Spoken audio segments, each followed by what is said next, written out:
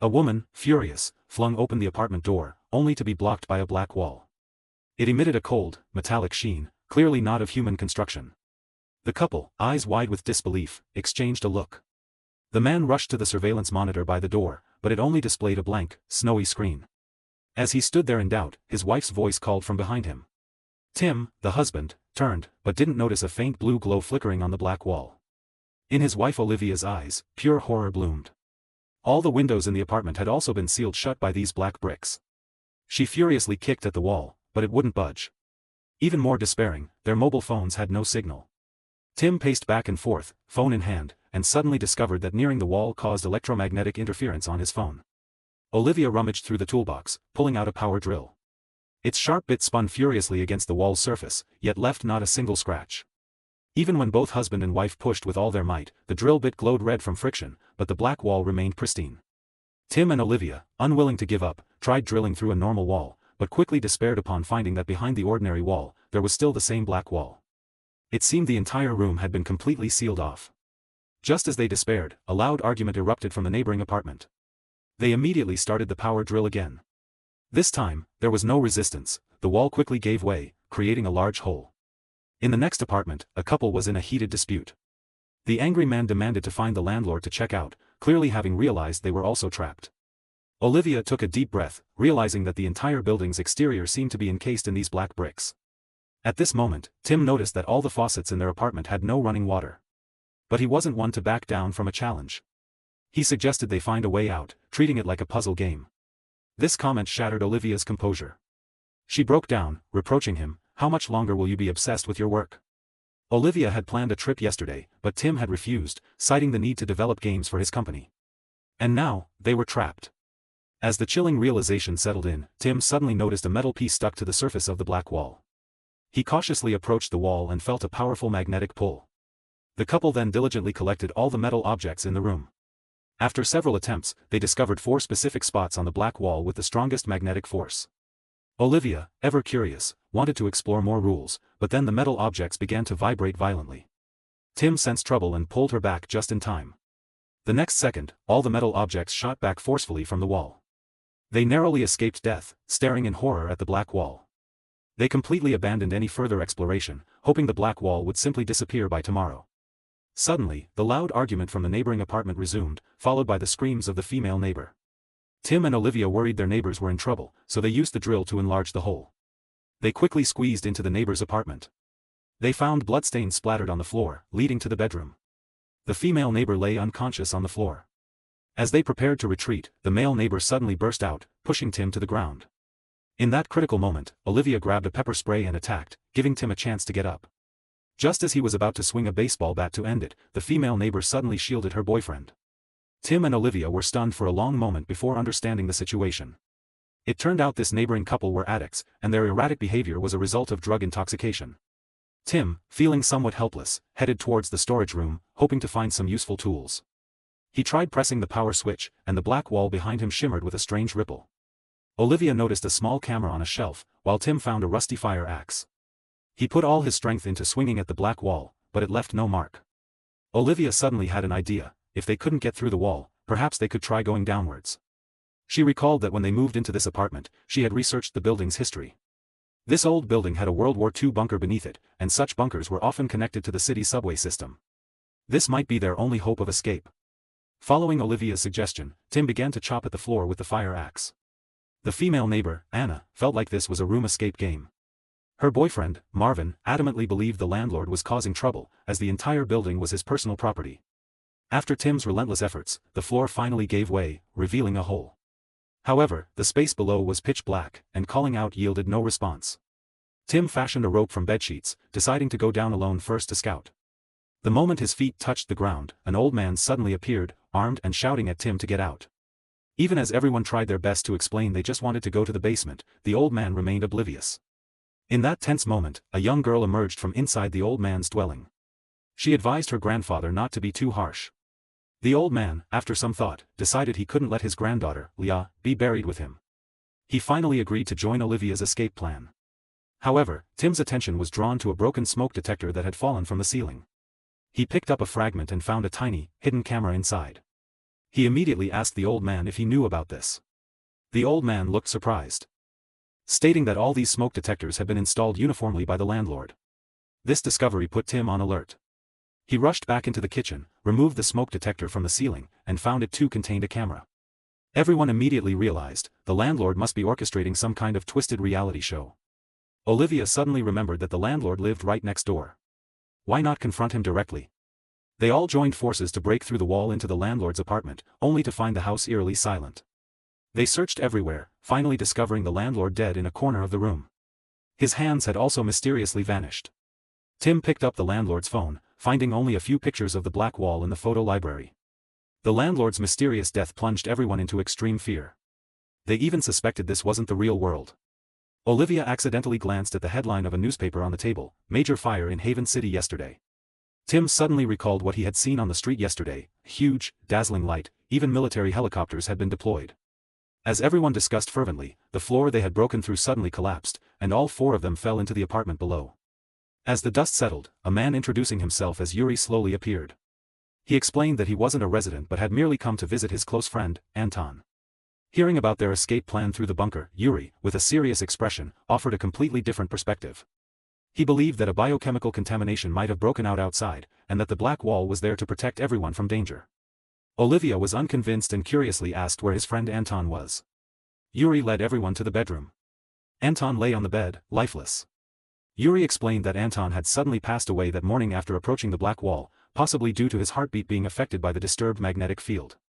Tim remembered his mobile phone experiencing electromagnetic interference when near the black wall and felt a degree of belief. However, that wouldn't deter their determination to escape the apartment.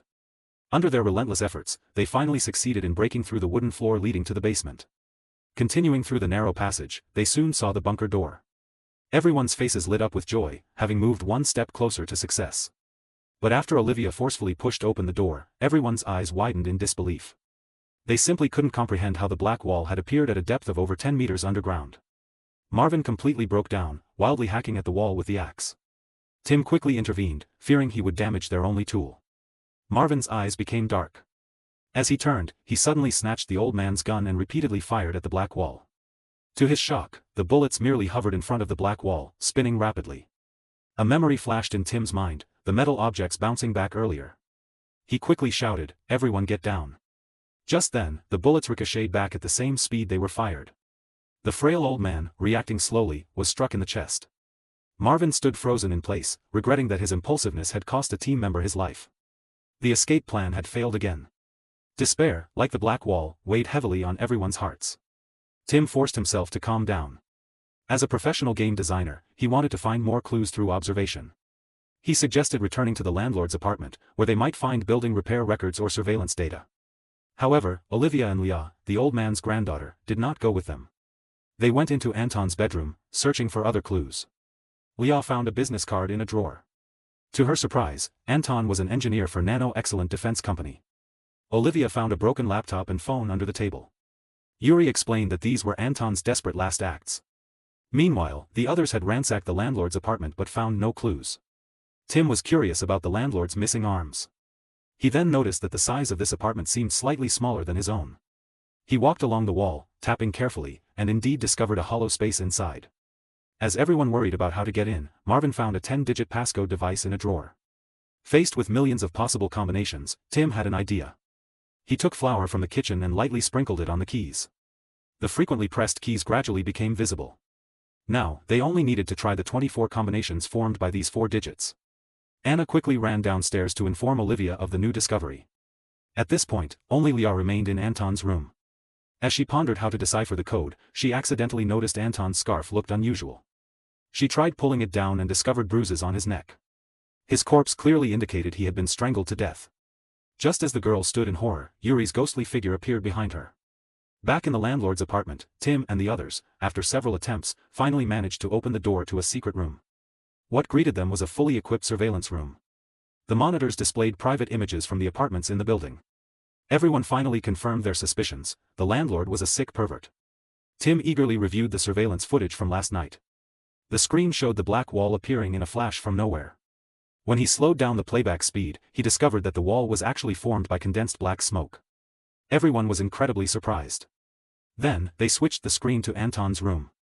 The footage clearly showed that he hadn't just collapsed in the room as Yuri claimed, but had walked to the door and performed some actions. With the phone's flash flickering, sunlight pierced through the black wall and into the room. It was clear Anton knew how to open the black wall. After recovering from their shock, everyone noticed Yuri had disappeared. Marvin immediately rushed out to search. When he reached Anton's bedroom, he found Yuri burning some documents, and Leah lay motionless beside the bed, no longer breathing. Yuri's face wore a strange calmness as he once again insisted that the black wall was a barrier to protect everyone. On the other screen, the surveillance footage coincidentally showed Anton being murdered by Yuri. Tim realized something was terribly wrong. He quickly grabbed the gun and rushed to Anton's apartment. Yuri was confronting Marvin. With Tim's support, the two successfully subdued Yuri. Meanwhile, Olivia recalled Anton's business card and deduced that the black wall was a product of the Nano Excellent Defense Company. Tim noticed the company's headquarters were coincidentally in Haven City, the site of yesterday's fire. Yuri, with his hands bound, was awakened by physical means. Faced with their interrogation, he explained in a hoarse voice that the black wall was the ultimate defense system developed by Excellent Company. Its activation meant that the outside world had suffered a catastrophic disaster. Olivia immediately questioned, then why did Anton risk opening the black wall? Yuri was forced to confess honestly that Anton had thought it was a system error caused by the fire in the port area and wanted to open the black wall to go outside and check. Yuri, wanting to stop him, had killed him. But when asked how to open the black wall, Yuri remained silent, his face showing a willingness to die rather than speak. Everyone could only return to the surveillance room, trying to find clues from Anton's behavior. Tim rewatched the footage repeatedly. A bold hypothesis formed in his mind: Anton had been manipulating the computer for 3 hours. He might have been compiling a program that could control the black wall. This theory was strengthened when they saw Yuri intentionally smashing Anton's phone. Tim carefully picked up the broken phone. Fortunately, the storage chip inside was intact. He extracted the application and copied it to a new phone. Then, everyone nervously approached the black wall. After starting the program, 4 square buttons appeared on the screen. Tim tried pressing a button, and the phone's flash flickered a few times. Tim recalled that in the surveillance footage, Anton's phone had also flickered a few times before he opened the black wall. He believed his method was correct. As Tim pressed the 4 squares in sequence, the wall in front began to subtly shift. Young Anna couldn't contain her joy and eagerly reached out her hand.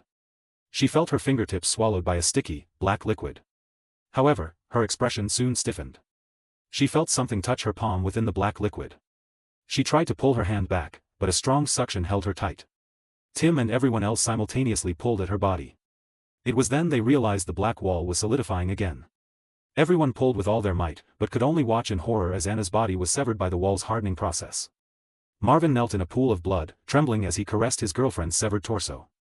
The two had planned to marry after escaping, now they were forever separated. Suddenly, Yuri's insane laughter echoed through the room. Marvin completely lost his mind, grabbing the gun and firing several shots into Yuri. Then, he looked despairingly at Tim and Olivia, and turned the gun on himself. In a flash, only 2 members of the escape team remained. Finally, Tim and Olivia, suppressing their grief, continued to discuss the reason for their failure to open the door. They believed that the 4 square buttons also had a specific sequence, as each button activated a different number of flashes. Olivia remembered the surveillance footage that had recorded Anton's entire process of opening the black wall. By rewatching the number of phone flashes, they finally confirmed the correct button sequence. As Tim and Olivia prepared for their final attempt, Yuri, who was supposedly dead, suddenly moved. Without any warning, he stood up and fiercely attacked Tim. The two struggled, fleeing down to the basement. Finally, at the bunker door, Tim blocked Yuri, who was trying to rush in. Olivia quickly pressed the buttons on the phone screen. As the 4 square buttons were pressed in the correct sequence, the black wall's surface began to oscillate violently, and a cloud of black mist spread around. Their method had finally succeeded. However, Tim couldn't celebrate. Yuri had broken through the door and lunged in. Just as he thought he was about to die, Yuri suddenly collapsed. It turned out Olivia had returned in time to help. By now, the black wall had completely disappeared. Tim and Olivia, supporting each other, stepped into the bunker tunnel. Light ahead gradually appeared.